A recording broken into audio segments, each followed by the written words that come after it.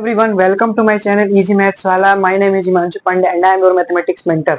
तो आप सभी का स्वागत है मेरे इस चैनल इजी मैथ्स वाला पे। मेरा नाम हिमांशु पांडे है और मैं आप सभी का मैथमेटिक्स मेंटर। तो आज मैं बता दूं कि आज आप लोग एक ऐसे टॉपिक के बारे में जानेंगे जिसको आप लोगों ने ऑलरेडी पढ़ा तो होगा, लेकिन जैसे जैसे आप लोग फोर्थ चैप्टर है, चाहे फोर्थ चैप्टर आपका टेंथ का फोर्थ चैप्टर तो या फिर सेकंड चैप्टर है, जीरोस फाइंड करने आप लोग को दिया गया होगा, जीरोस फाइंड करना है। फिर एक रिलेशनशिप भी दिया गया है कि जीरोस और कोफिशिएंट के बीच में रिलेशनशिप क्या होता है। तो सब चीज टॉपिक का हम लोगों ने डिस्कस कर चुके हैं। जीरोस क्या होता है, रिलेशनशिप के बारे में हम लोगों ने बहुत सारे क्वेश्चन प्रैक्टिस भी किए। लेकिन मैंने एक दिन आप लोगों से बोला था कि आप लोग यदि डिमांड करेंगे क्वाड्रेटिक फॉर्मूला का, तो उसका भी मैं, या फिर श्रीधराचार्य फॉर्मूला उसको भी बोला जाता है, तो उसका भी डिस्कशन कर दूंगा। तो आज हम लोग उसी टॉपिक का डिस्कशन करेंगे। तो एक बार बता दूं कि जीरोस फाइंड करने के लिए दो मेथड होते थे। सबसे पहले एक फैक्टराइजेशन मेथड होता था और एक श्रीधराचार्य फॉर्मूला या फिर क्वाड्रेटिक फॉर्मूला।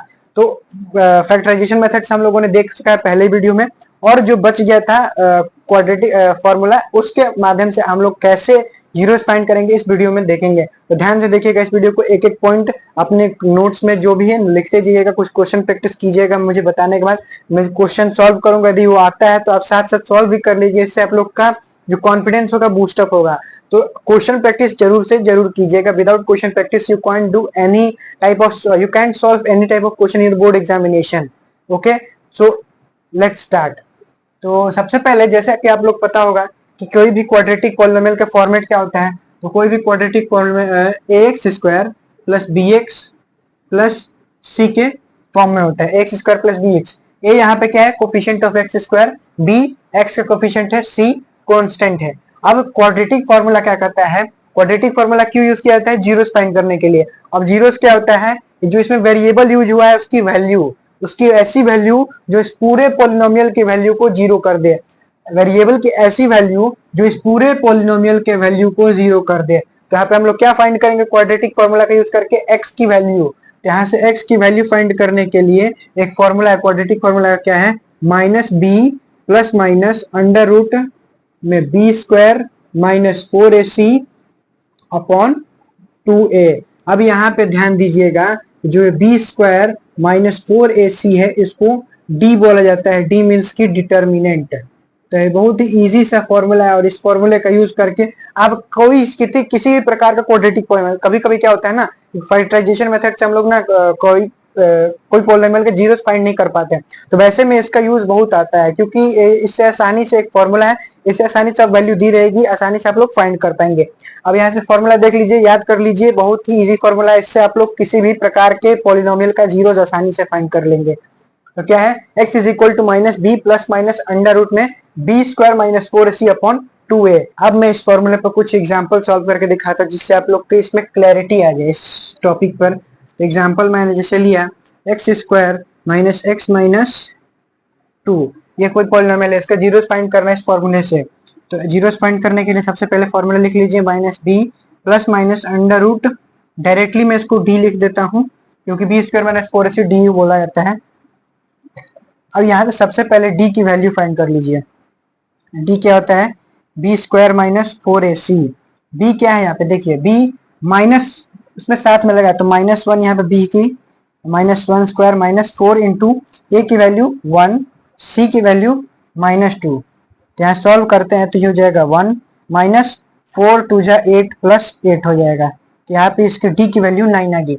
अब इस वैल्यू में पुट कर दीजिए, तो माइनस बी मतलब माइनस 1, माइनस यहाँ पे पहले है और साथ में b की वैल्यू ऑलरेडी माइनस है, तो यहाँ पे ब्रैकेट में माइनस है, इस बात का ध्यान रखिएगा।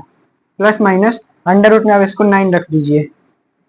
अब यहाँ 2 इंटू a की है वैल्यू 1, इसको सॉल्व करेंगे, ये हो जाएगा 1 प्लस माइनस 3 अपॉन 2। अब प्लस माइनस का मतलब क्या है, कि इन दोनों को एक बार जोड़ना है और एक बार घटाना है। तो सबसे पहले x की वैल्यू क्या आएगी, 1 प्लस 3 अपॉन 2, यानी कि 4/2 2 हो जाएगा। और दूसरी वैल्यू क्या आएगी, 1 minus 3 upon 2 minus 2 upon 2 is equal to minus 1। तो 2 और माइनस 1 इसके दो जीरोस होंगे। तो देखिए बहुत आसानी से निकाल लिए। एक और एग्जांपल सॉल्व करके बताते हैं, और आप लोग अपनी तरफ से जरूर कुछ ना कुछ क्वेश्चन सॉल्व कीजिएगा, ताकि आप लोग इसको आसानी से सॉल्व कर। अब जैसे मैंने यहाँ पे दूसरा एग्जांपल लिया, अब इसको सॉल्व करके देखते हैं।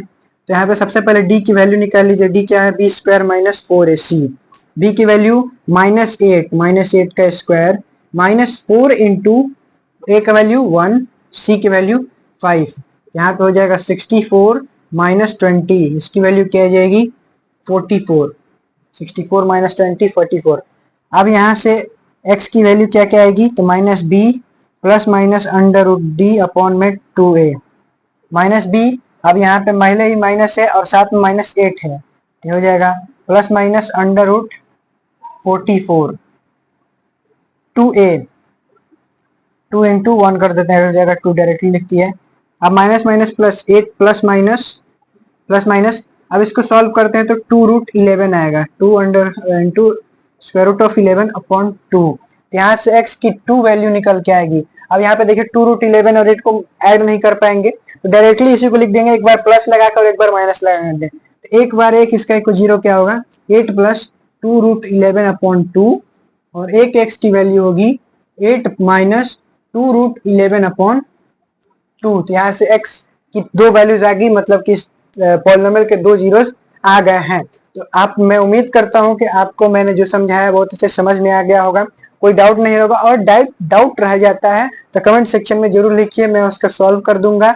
और इस फॉर्मूले को याद कर लीजिए, फिर समझ लीजिए, कुछ क्वेश्चन जरूर प्रैक्टिस कीजिएगा। और यदि वीडियो अच्छी लगती है तो लाइक शेयर जरूर करें, चैनल पर नए हैं तो सब्सक्राइब करना ना भूलें।